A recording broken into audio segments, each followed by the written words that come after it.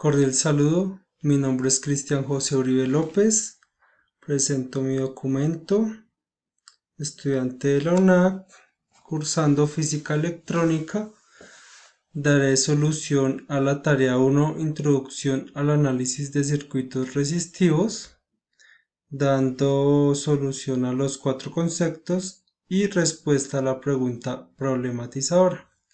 Mi tutor es el ingeniero Freddy Telles, soy del grupo 10414, grupo 6. Tenemos que carga eléctrica, propiedad de la materia que está presente en las partículas subatómicas y se evidencia por fuerzas de atracción o de repulsión entre ellas, a través de campos electromagnéticos. Conforme al Sistema Internacional de Medidas, cuyas siglas son SI, las cargas eléctricas se miden en una unidad llamada coulombs, que tenemos su sigla o símbolo C. Una unidad de Coulomb se define como la cantidad de carga que transporta una corriente eléctrica de 1 amperio por un conductor eléctrico en un segundo. Un amperio corresponde a 6,242 por 10 elevado a la 18 electrones libres. Características de la carga eléctrica.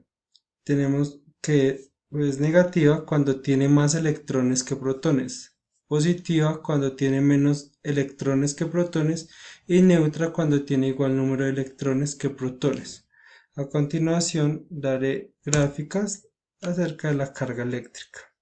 Acá tenemos su fórmula donde decimos que fuerza igual a constante, cuyo tenemos que Q son las cargas, carga 1 por carga 2 dividido en resistencia a la 2. Acá tenemos la gráfica, acá tenemos igualmente que carga eléctrica es una propiedad de la materia que nos permite saber el grado de electrificación de un cuerpo. Sus unidades son C de Coulomb. Okay. Siguiente concepto, concepto número 2, corriente eléctrica.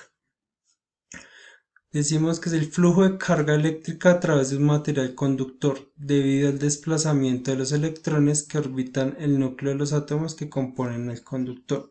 Este movimiento de partículas se inicia una vez en los extremos del conductor, se aplica una tensión externa como una batería de un vehículo. Esta tensión genera un campo eléctrico sobre los electrones que al poseer carga negativa se ven atraídos hacia la terminal positiva. Lo que con los que tenemos vehículo pues sabemos cómo es su funcionamiento en carga positiva y negativa. Para transmitirse la corriente eléctrica requiere materiales que dispongan de una gran cuota de electrones libres, es decir, ubicados en su última órbita alrededor del núcleo. A continuación, acá lo especifico mejor en la gráfica de corriente eléctrica. Lo que decimos generador de tensión, la batería, punto negativo, punto positivo.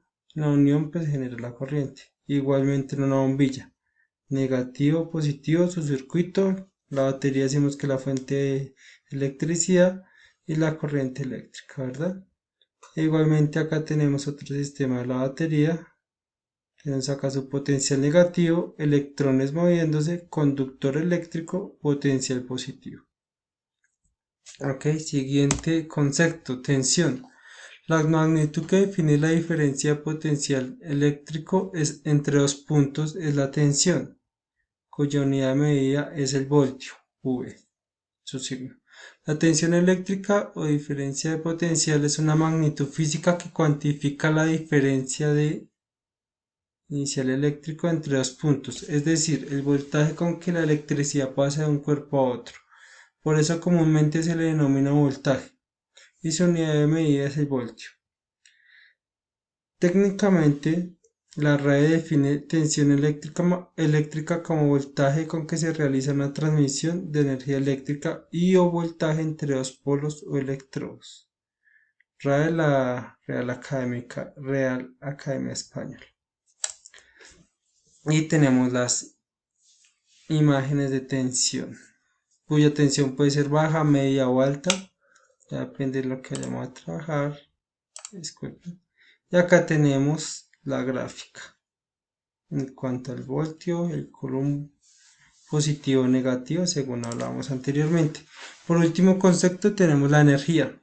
La energía eléctrica o electricidad es la energía que se origina de la diferencia del potencial eléctrico entre dos puntos determinados cuando se le pone en contacto mediante un transmisor eléctrico.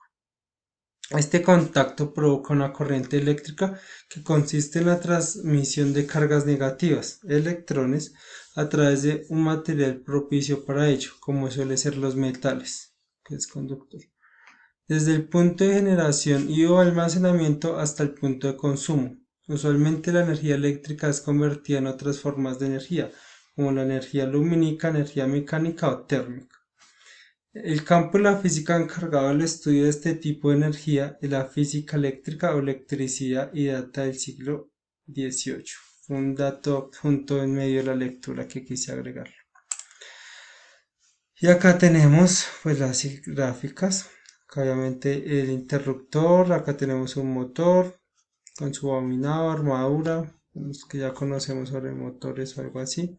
Acá igualmente un interruptor, la bombilla, su fuente, su generadora, los conductores. ¿Ok? Entonces pregunta problematizadora. Estudiante 3. Mi caso fue el estudiante 3, la cual es en el análisis. Disculpe, celular solo. En el análisis de corriente alterna, corriente continua, disculpe. En el análisis de corriente continua, ¿por qué es necesario que la tensión tenga signos?